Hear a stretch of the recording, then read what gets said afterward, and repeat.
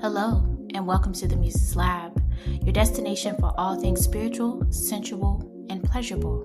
Here I explore the nuances of our human experience, connect with practitioners to support your glow up, and share my lessons and blessings as perspective to move you closer to alignment and self-empowerment. I invite you to join me on this adventure of discovery, and hope what you receive inspires you to become the muse of your life's journey. So without further ado, let's explore. Hello, and welcome to the Muse's Lab podcast.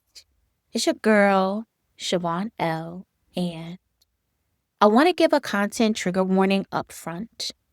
In this episode, I'll be referencing Christianity and the Bible. And if those things activate you in some way, I want to ensure you listen with caution, take breaks, and pause when needed. Scrub past the parts that you know may bring up some feelings that you've yet to reconcile or you just don't want exposed. I have the chapters in the show notes and do my best to link the transcript across the platforms where this podcast is available. For safety, you can always email me at hello@themuseslab.com and I will send you the transcript. So, all right, let's get into it. So, I have several thoughts happening right now in reference to the topic Jezebel spirit, wise woman, and submission. So I'll start with the context and then bring it together. First, on Threads, because y'all know I'm always on Threads, a clip from a panel discussion featuring Farha Khalidi, who the interwebs call a political commentator. And that whole political commentator piece lets me know she simply offers a perspective most people don't want to hear and deem uncouth or demonic. The clip is her sharing her thoughts on whether digital erotic content, like an OnlyFans, is sexually exploitive or a form of erotic liberation. In that clip, she introduces the idea that most women may not have an OnlyFans account due to coercion, but simply because that's what they desire to do. She also highlights that privatizing sexuality doesn't make one woman better than the other, and that unveiling one's sexiness to a husband or a boyfriend doesn't mean it's more respectable. In fact, it's statistically proven that more women engage in violent sexual acts through coercion from a husband or a boyfriend. And baby, when she said that, the faces in the crowd were hotter than hot. The comments from the original poster who happened to share that video were flooded with men calling what Farha said Jezebel behavior, which I then found ironic when a post from IG from twitchy.witch or twitchy witch popped up on my feed about what can be described as the true story of Jezebel and the origins of the Jezebel spirit. Exploring these thoughts in audio form were clearly serendipitous. Farha's clip reminded me that men will create any excuse to justify slinging dick in a non-consensual way and do their damnedest to demonize women who own their sexual experience. Although what I'm about to say was in response to the Supermodels documentary, I stand by the notion that when women find ways to become financially liberated and sexually liberated, the world finds a way to remind us that we don't deserve to have this freedom. And not even this level of freedom, air quotes, freedom at all. The patriarchal framework of women being the weaker sex literally begins with the Bible demonizing Lilith and shaming Eve. Either we were mannish and attempted to feminize Adam simply because Lilith wanted to be on top, or we're the seductress who led Adam astray by allowing ourselves to be tempted by Lucifer in the form of a snake. Like, where's the win? Clearly, we were doomed before we even entered Earth.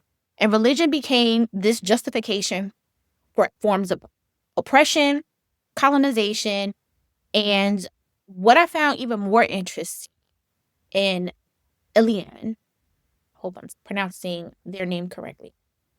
What I found even more interesting in Elianne, the Twitchy Witch's post, is that she identified where in the Bible we learn about Jezebel, which is from 1 Kings through 2 Kings. I'm not getting into the chapters because Google's your friend. But First Kings through Second Kings is where we learn about Jezebel. However, as someone who grew up in the church, I never actually knew that she was a queen. So when she was King Ahab's wife, I was like, wait, she was a queen?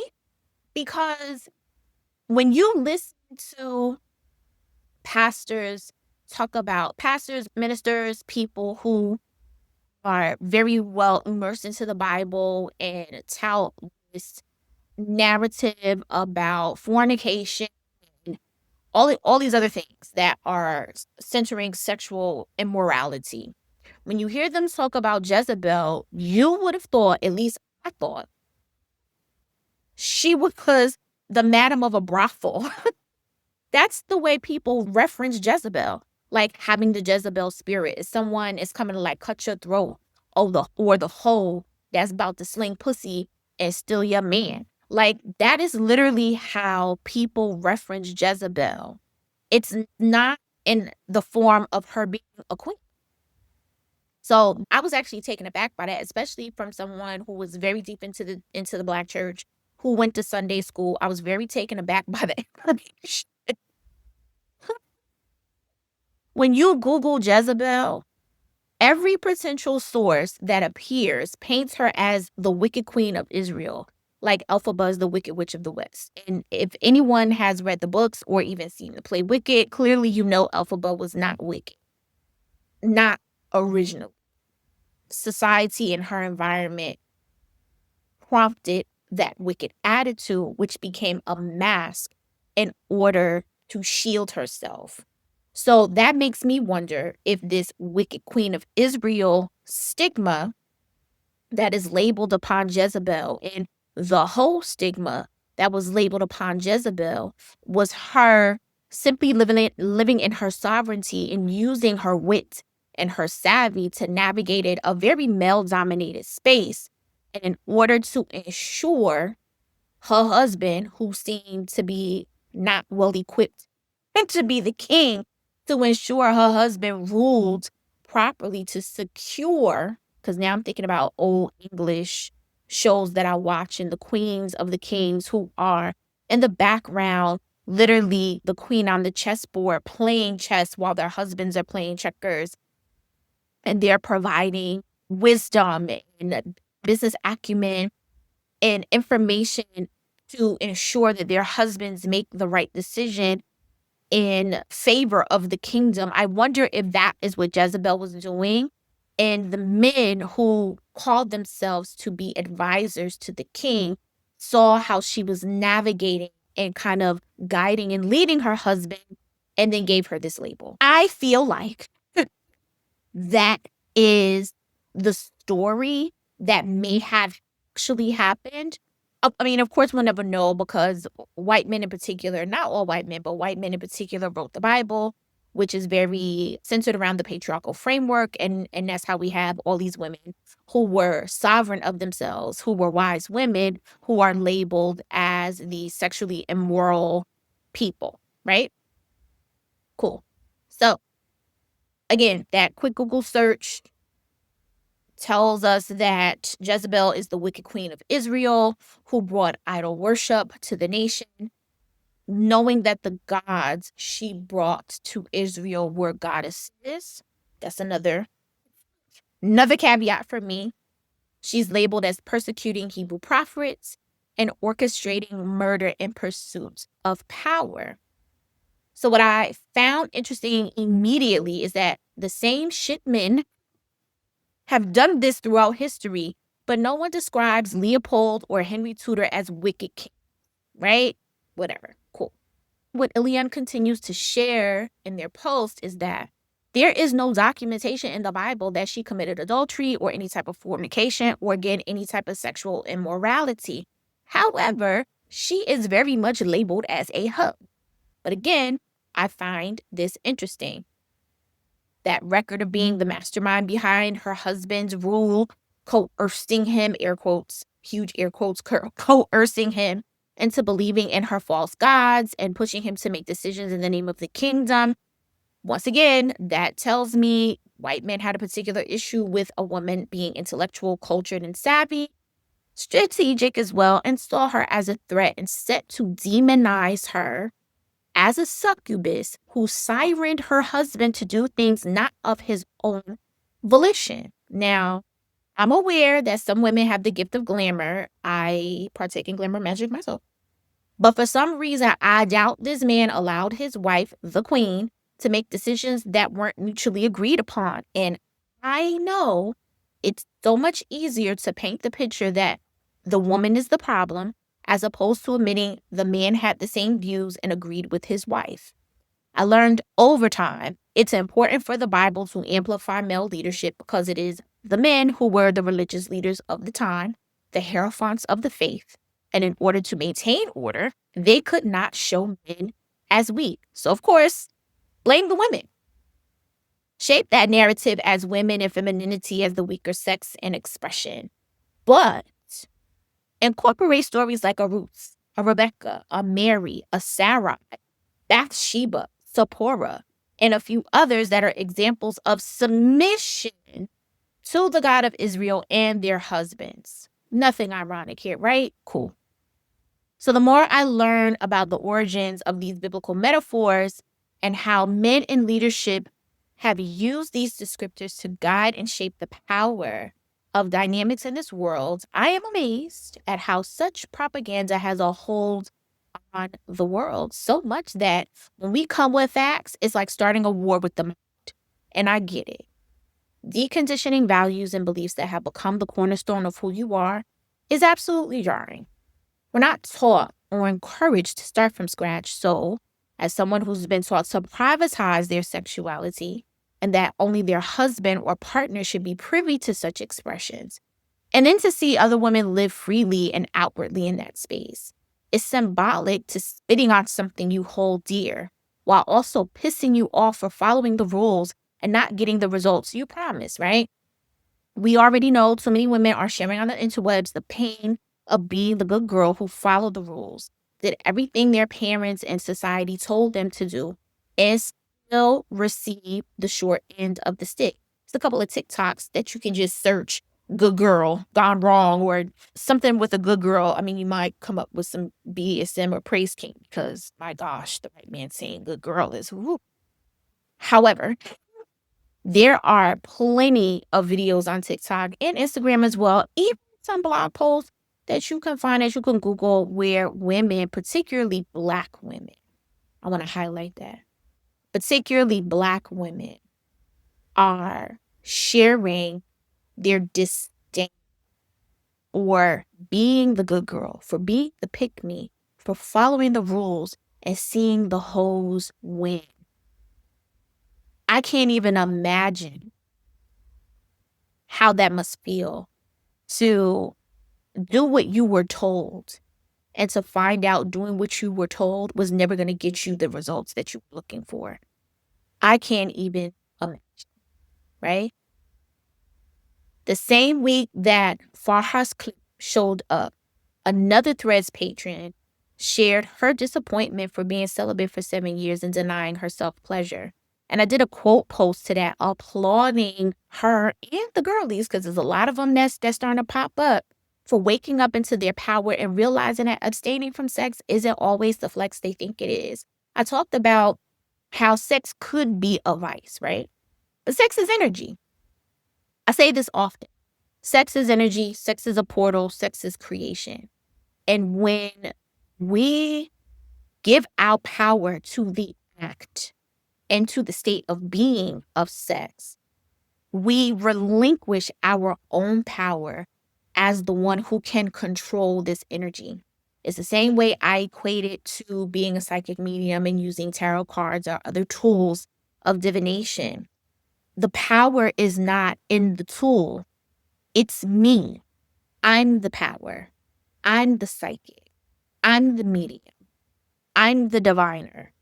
I'm the one that is wielding the energy. I am the one that is connecting to the divine, to our ascended masters, to our archangels, to our ancestors, to our divine spirits, to our spirit court. I am the one that is opening the channel, that is opening the portal for access to this information. And by me being the medium, by me being the vessel, I am then disseminating that information to whomever I am speaking to, whether it is a one-on-one situation or it is the public. But it is me. It's the same with sex. The sex energy is innate in me. And how sex then becomes a vice is when I take that energy and I wield it in a direction that is not in alignment with who I am, not in alignment with how this energy wants to manifest within me and outside of me, and in a way that is honoring the sacred energy and the sacred connection between myself and those with whom I engage with. So when you don't have that mindset, when you don't have that framework, you then do something like a vow of celibacy and decide that you want to abstain from sex because you have told yourself and other people have told you that sex is the problem. Sex is not the problem, because in order for sex to happen, you have to do it.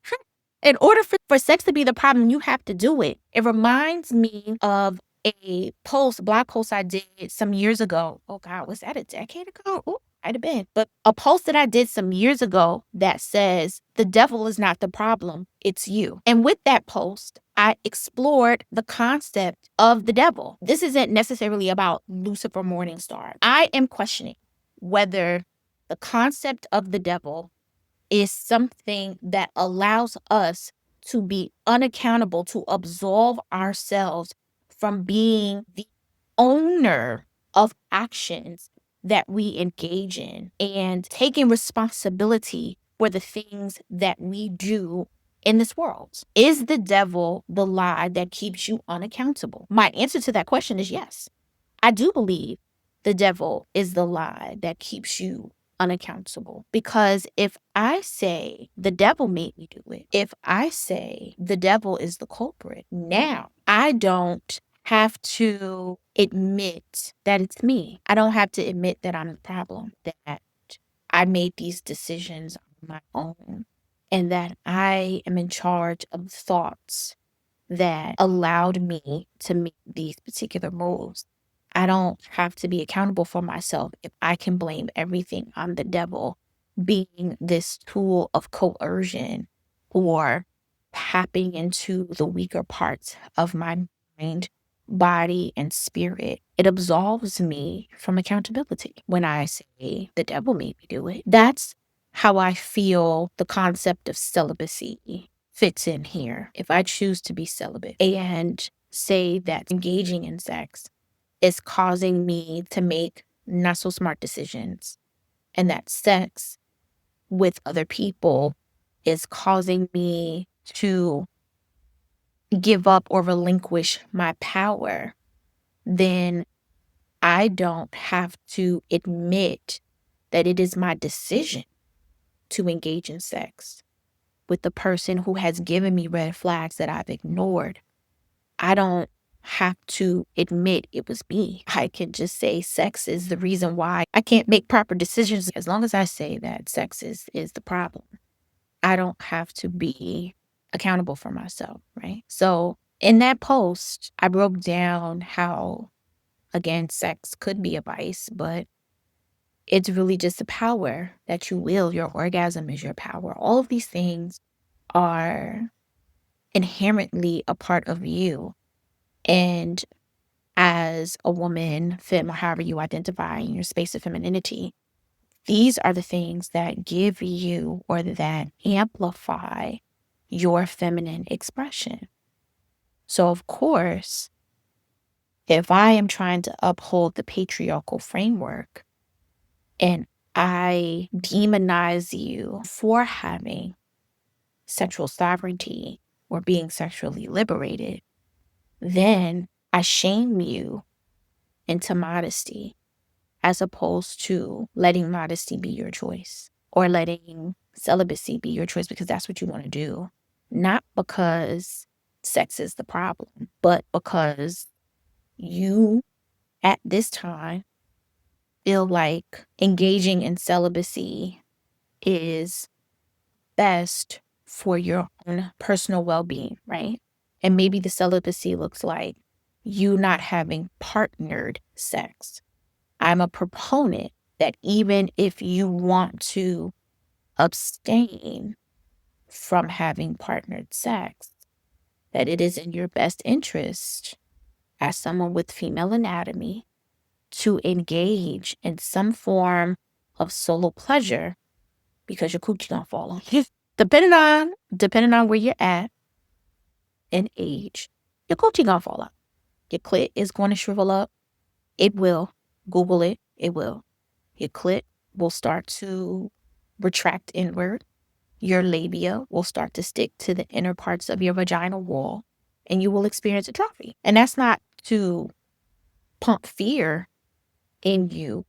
That's science. So even if you are engaging in some form of solo play on a monthly basis, at least twice a month, that keeps that energy flowing within you.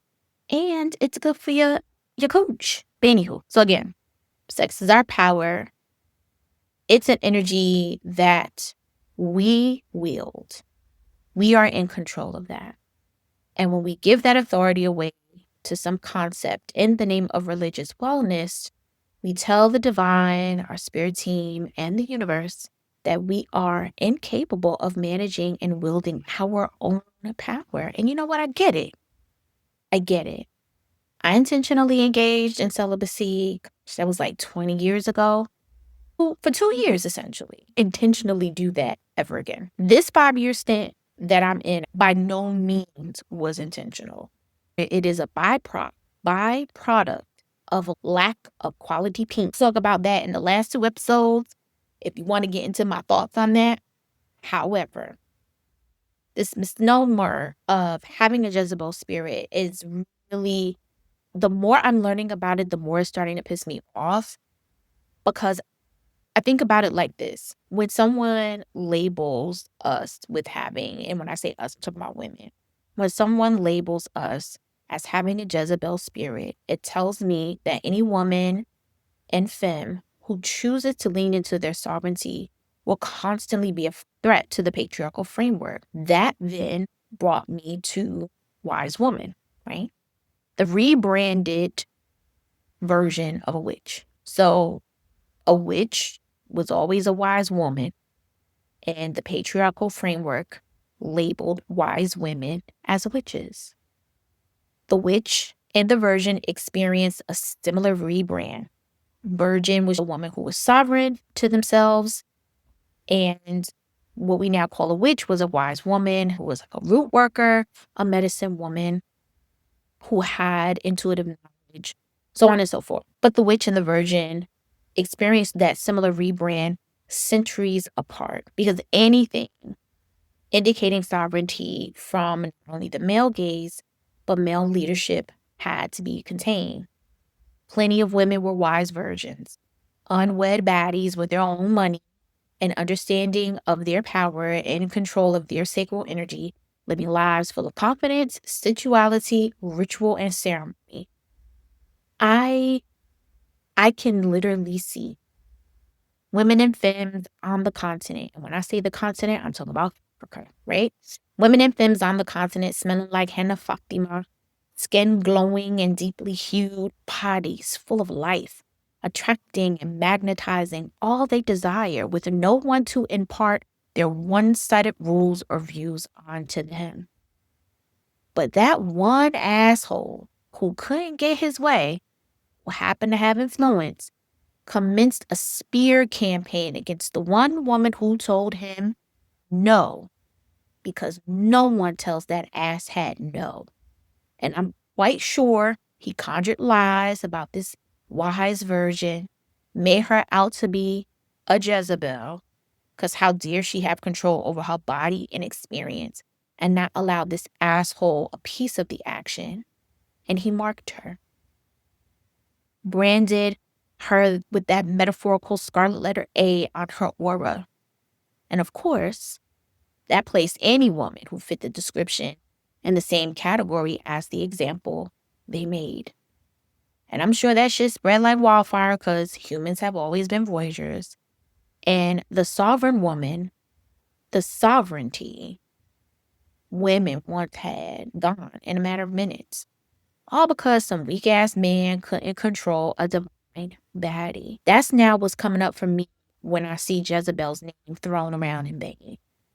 When the sacred horrors are demonized for controlling their sexual experience and their lives overall. When women and femmes pop out and show niggas who they are in their unique style that doesn't fit the modesty rubric. And again, there's nothing wrong with a modest woman, but that's a choice.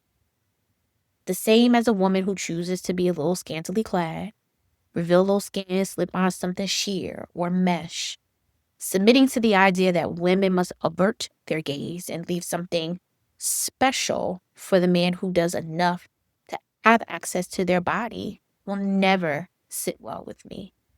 Because I've given access to men, some who've earned it through sweat equity, and those who were gifted access through indirect safety. And every single last one of them niggas squandered. Kind of dealing with that shit now. Where I got to revoke a motherfucker's access. And it's wild because the access that this particular guy has, I'm certain plenty of men would damn near kill to have the type of access to this motherfucker has with me. And when I experience men who I gift access to me and they just take it for granted or they squander it or they're very loose and nonchalant with it, that aggravates me. Because access to my body or any woman or any femme's body is not the prize at the end of the tunnel. So if I gave you access to it, that means I deemed you worthy of being in my atmosphere. I deemed you worthy, not because the patriarchal framework convinced us that this is the way. I gave you access. But somehow men in general feel like they should have access whether you give it to them or not. They feel like because they are men, because they have a penis, that it is their birthright to have access to your body. And those are lies.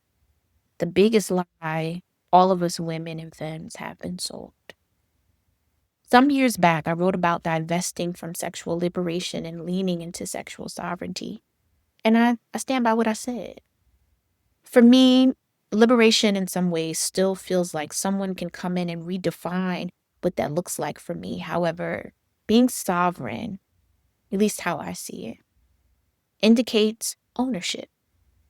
I own this experience because it's mine and no one gave it to me. It was always mine and I don't have to earn what's inherently mine. I recognize this mindset rattles those who live by the patriarchal framework, particularly a lot of Black men and a collection of Black women. I wrote a blog post again years ago about women being misogynistic. Matter of fact, that was a decade ago. The post that I have referenced in this episode, I will link in the show notes for further reading, of course. But I was jarred. I want to say this was right around the time the whole situation with the letter R, person from Chicago. And I was floored by the amount of women who cape for that nigga. I was like, oh my God. Are women misogynistic? Yes, women can be. Women overall can be misogynistic and Black women can engage in misogynoir.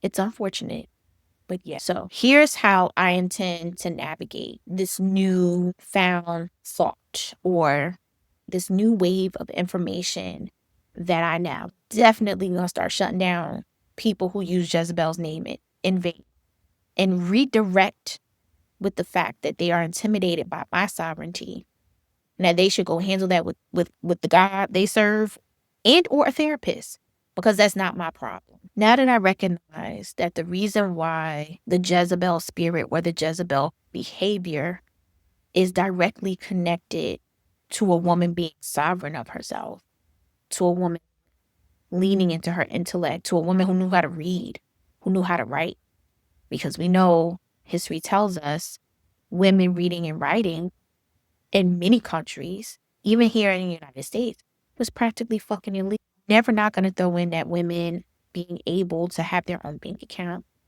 1972.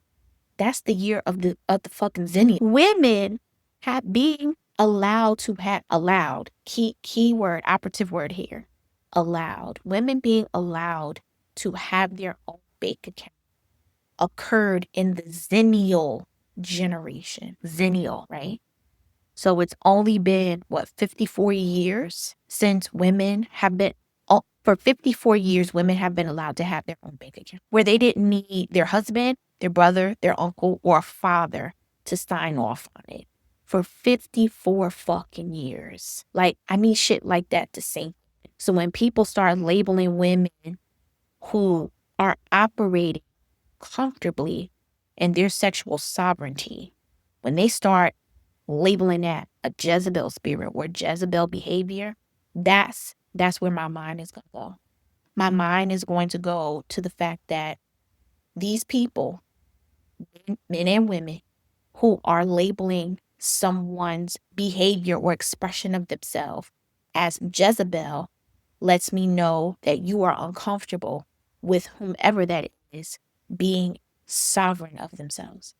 Has nothing to do with being a hoe, because there's no documentation that Jezebel was a hoe at all. There's no documentation of that. Men wrote that shit to pump fear in the heart of women who choose to lean into that expression. You don't want to be labeled as a Jezebel? Shut that whole shit down. And that whole shit is speaking with intellect, being strategic, playing the game the way men play the game, being mannish in some ways, operating in your masculine expression. That's the Jezebel spirit. That's the Jezebel behavior. Leaning into the energy of a conqueror. See, not just men, but opportunities as a conquest that you can achieve. Leaning into a royalty spirit that allows you to see the world as a kingdom, and for you to acquiesce parts of that kingdom that are specific to how you envision your life, your human experience, and curating that for yourself. That's where my mind goes when I hear the term Jezebel spirit. Men have been cutting motherfuckers' throats, literally and figuratively, for centuries. Nobody labeled them anything. But when a woman does it, now it's a problem. With that, I'm more encouraged to live in my truth. A few months ago, I say December 2025, I got a reading from my fave, Tatiana Tarot, my big sister in my head. And she shared with me that Lilith and Belkis are lingering in my atmosphere. And I find that coincidental. Like it was meant to happen, right? And I know that's not how the English language defines coincidence.